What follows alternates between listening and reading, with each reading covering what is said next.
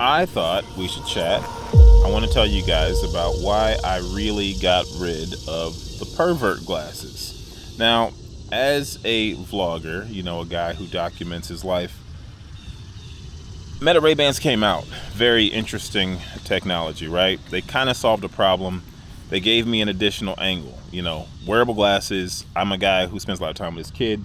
I like to have my hands free. So to me, they kind of solved a problem. Like, I don't always want to carry a camera, but if it's wearable, I'm not really carrying it. It's there. I can use it when I need it, but it's not an extra thing to put on my person. So that I loved.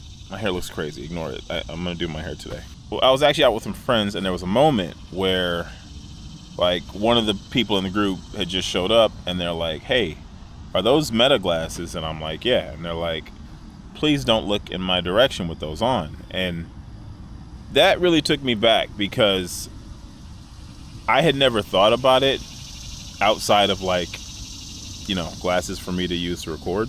After that interaction, like, it was definitely something that I filed away under a big negative with the Meta Ray-Bans.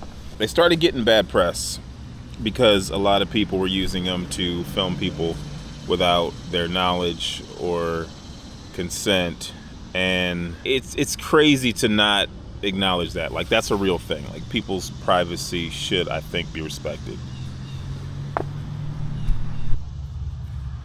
I'm getting ate up. But I was recently watching this video where a young lady is, like, doing this Zoom date, and she's got this guy on there, and she's using him for content. And I don't love that. I'm all about documenting your life. I'm all about, putting out your story. But I don't love making other people, like, featured parts of your documentation. And the role that the Meta Ray-Bans played in making that something that's even more prevalent, it honestly just made me feel like, even though I might personally have a use case for them, I don't want that to be associated with me. So I got rid of them. Like, I use a 360 camera, and it's 360. It films 360 degrees around whatever space you're in. But I mainly focus on the angle that looks back at me.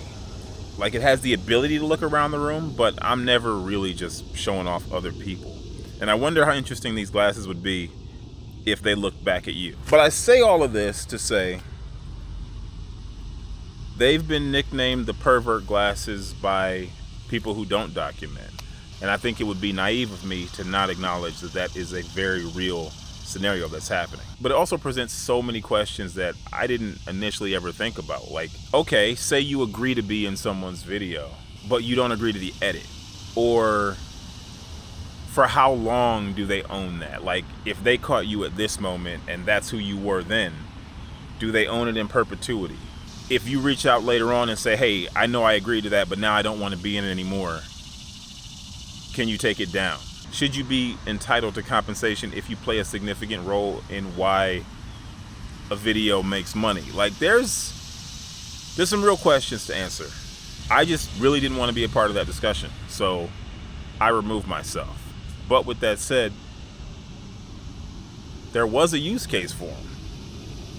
So I'm not saying that I won't purchase those glasses in the future. But I do think it's important that I at least acknowledge there's a narrative out there that some folks are using them for nefarious purposes. Let's go live.